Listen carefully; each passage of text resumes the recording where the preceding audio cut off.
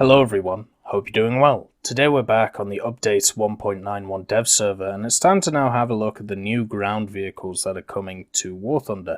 Now understand, we're not going to be looking at the Chinese vehicles in this video. That will be in its own separate video, which will come out after this one. And also, I'm going to try and talk about night vision and IR in a separate video as well. So understand that lots of vehicles in the game now have access to IR and night vision, so look forward to that as a mechanic, mainly for top tier, but not only top tier. So stuff like the Panther 2 has it, and other vehicles around that BR as well. So unfortunately, the US does not have any tanks at this moment in time on the dev server. So moving on to Germany, we have two of them, and they are the replacements for what is being taken out of the tree. So if you didn't know, for Germany, they are taking out the Flak Panzer 341, the Panther 2, the Tiger 2105, and the Mouse, and they're sticking them over here.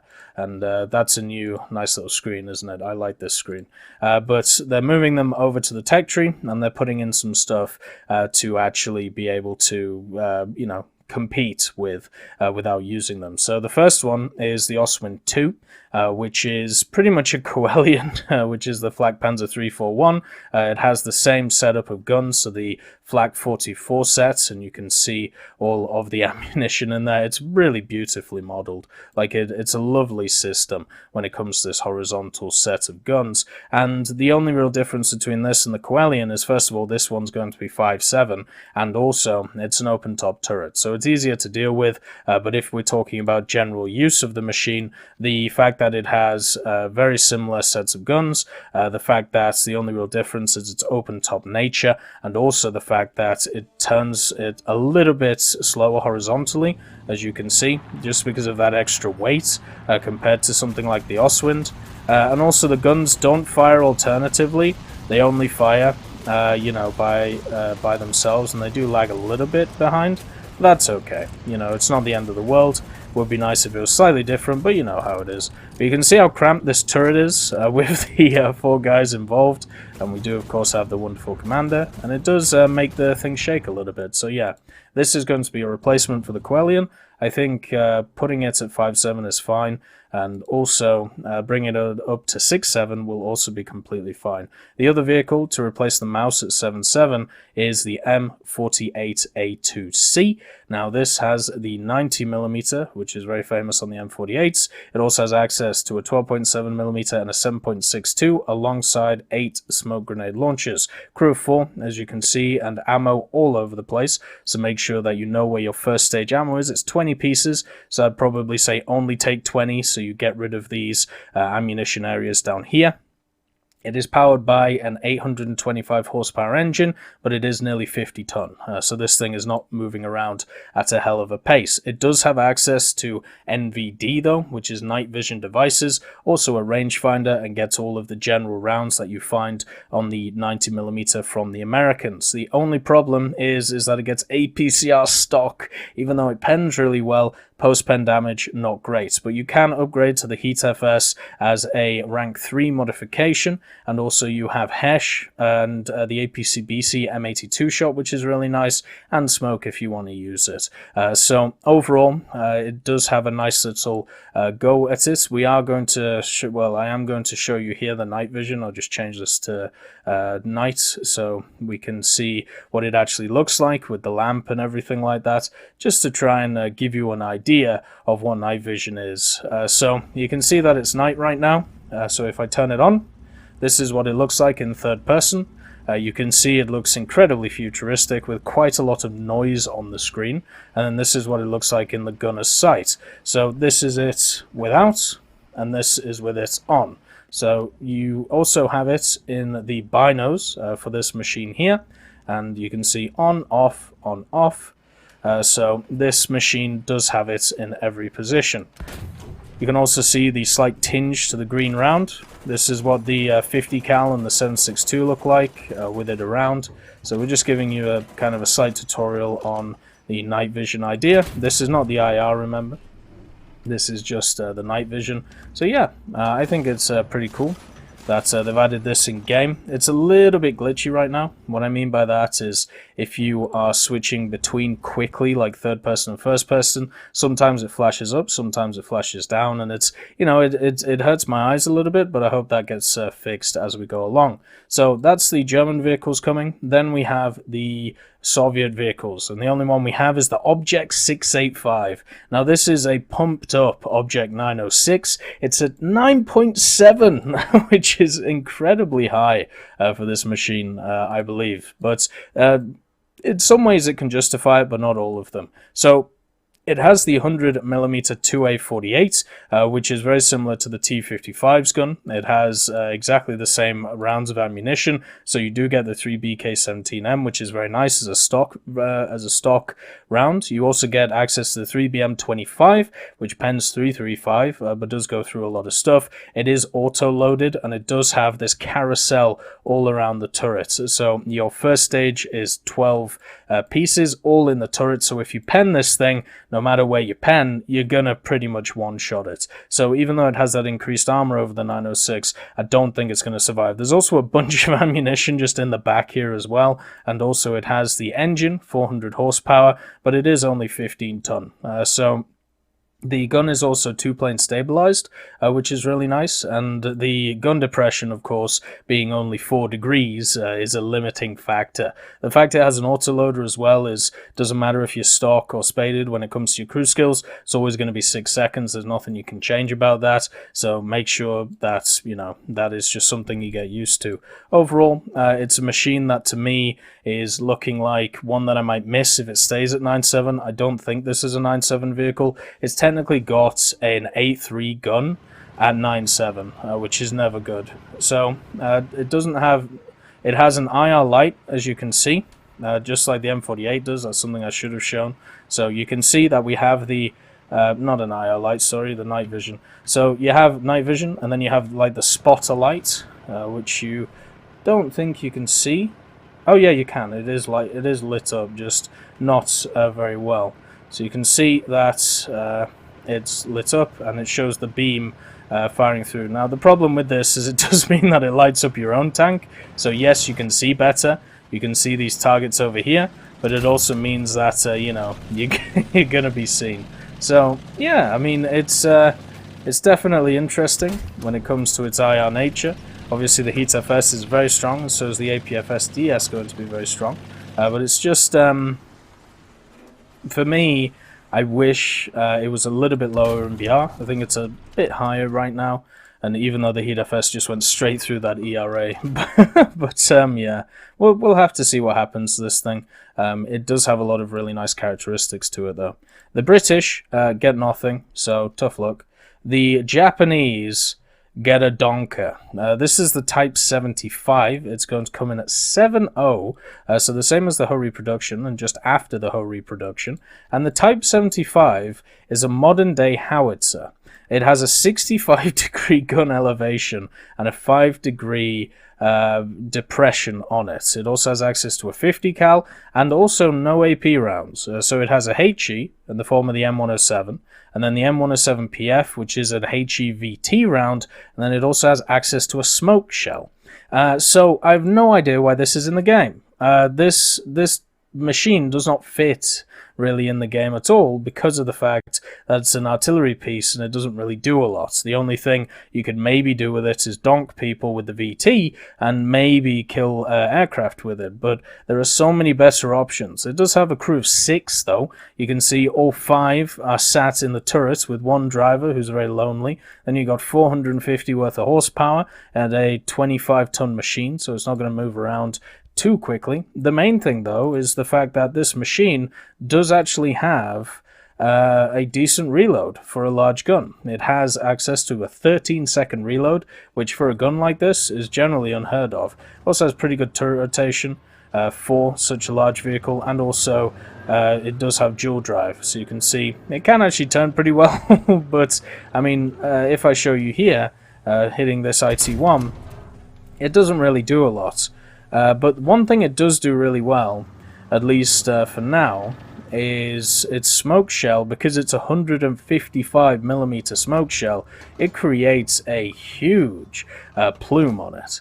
So if we just throw it over there somewhere, you can see how big the plume is. Look at that. And obviously, the times we actually tested smoke on the dev server, you weren't able to see through it with either night vision or IR. So it's definitely going to be used as a defensive measure. And also the other thing you can do with this machine, which makes it semi-useful, I suppose, is you can range a target. So you have the target at 280, you can set up to hit it, and because the fuse is at 280, it can explode above the vehicle and be able to blow it up. Now unfortunately in that case I just donked its cupola, so that wasn't a great way of showing it. But if we do it on the T62, you can see here that, you know, you can have moderate success exploding the round above a vehicle and then it firing down, but unfortunately most of the time you're going to get something like that where it's not going to do anything. So I don't get why this is here. Unless we are getting some form of new artillery mechanic in the game, but I highly doubt that's going to happen. You can see we're getting hits, but it's not doing a lot. If you range a little bit better, then maybe you get a little bit more damage, but yeah, it's just very odd to see this in the game. At least it shouldn't get hull broken though, because it's got 30mm instead of 25, but we'll have to see when that comes to the actual live server. Then there's a bunch of Chinese tanks that, as I said, we're going to cover in another video. So moving swiftly on to Italy. Now Italy has some mean machines coming out. First of all, you've got the Saddam 25 Mistral, which is exactly the same as the Saddam 25, apart from it has access to 6 Mistral missiles, which are fire and forget missiles, and I'll show you how they work in the game in a test drive here. So everything else is the same about the Saddam 25, apart from the Mistrals themselves. So you have the APDS, which has absolutely no ammo. You have the stock shell of 3mm. So the only thing differing this one from the Saddam 25 is the Mistrals, and that makes it a 10-0 vehicle instead of, you know, a 901. But the reason why I'll show you here is, you know, the missiles themselves are insane. Like, they are incredibly good at what they do. So you have the same targeting radar, you have the same guns, and you can hear the planes. So that plane is a MiG-15 BIS. We've set up our targeting radar, so we can do this in third person, firing the missile. Missile has gone... I don't know why the missile went over there, so let's try again. Let's see, and up, and then it goes up, follows the MiG-15, and pops it. So you can see, I don't know why the first one went a little bit dodgy, but here's the IL-28. So you can actually do it in first person. So you can target and lock at the same time. And you can be able to fire the Mistral, which will actually go above it in this scenario, just like the other one. He's 4.8k at this point, by the way. 4.8 kilometers away, and he's dead from the missile.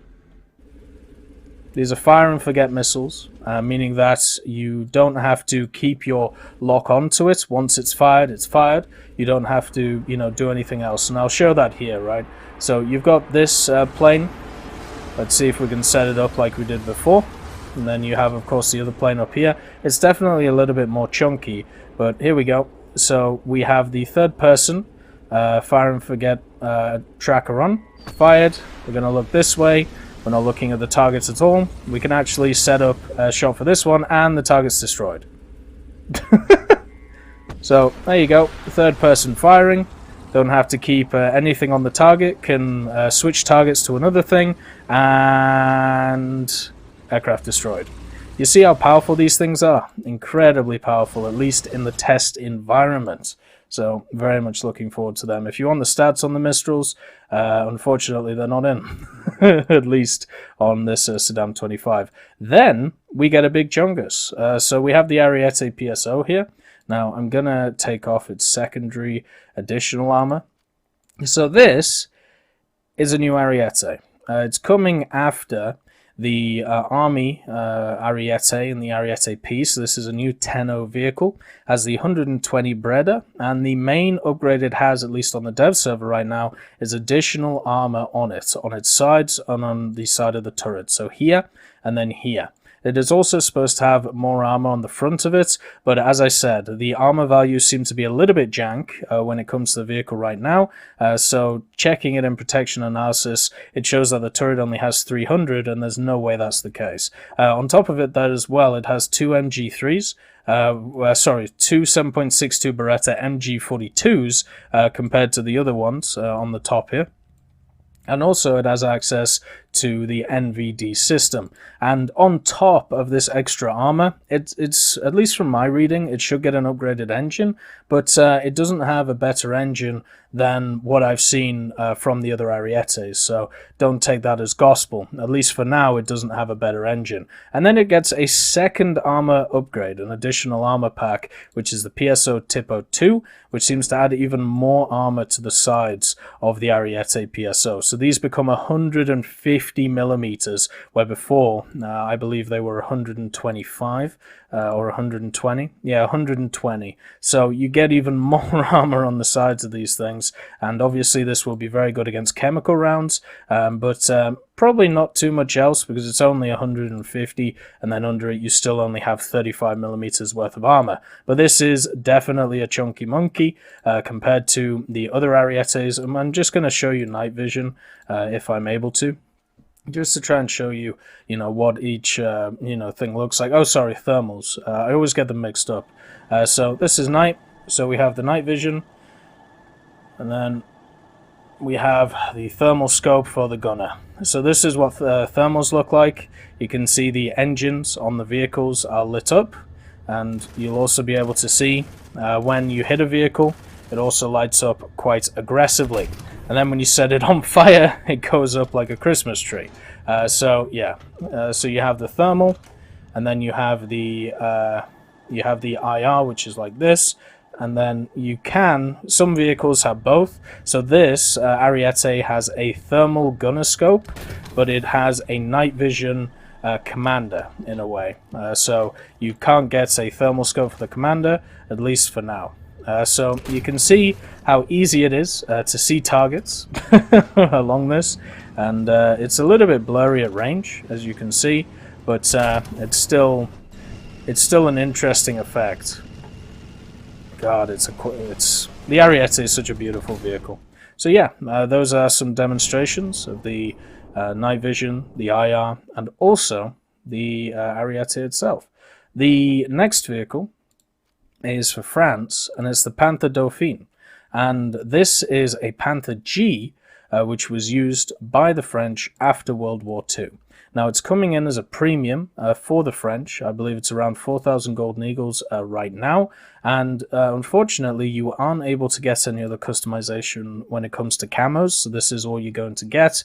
It doesn't have the side skirts on it. And also, the decals themselves are in some interesting places. The turret rotation is incredibly similar to the other Panthers. This is just a Panther G. Yeah, if you compare this to, or at least it should be a Panther G, I should say, because when I have a look at the Panther A and the Panther G, they look slightly different to it in certain ways, but from my reading at least, it should be a Panther G, even though it looks like a Panther A in game.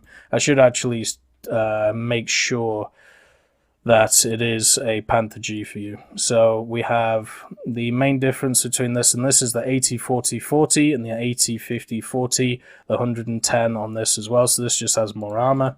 Then if we have a look at the French one, it's 80-50-40, 110-45-45. So then it's 80-50-40, 110-45-45. So it is a Panther G at 5.7. So I'm sure that this will actually go up in BR, since the German one is at 6.0 right now, which seems a little bit odd that it is at 6.0 if this one's at 5.7. Maybe it'll show us in the future that the Panther G is going to go down. So yeah, now you can build a 5.7 lineup around this alongside the ARL-44 for your post-World War II French lineup with only APC-BC. It does have access to smoke grenades though, so that should be quite fun, and it's always nice to see another Panther for a nation. So yeah, there's a lot of cool vehicles here that are coming to the game in Update 1.91, and we haven't even looked at the Chinese yet. Anyway, I hope you all have a wonderful day, and I'll see you next time. I'd just like to thank Ambrosius McClellan, B. Young, Blackie, Daniel Stanton, John Ryman, Joseph Anders, Martinez, Mopar 1969, Moxie, Super Cacti, Uyans Terry, and Elove Goats, and of course Seductive Trash Can for supporting the channel.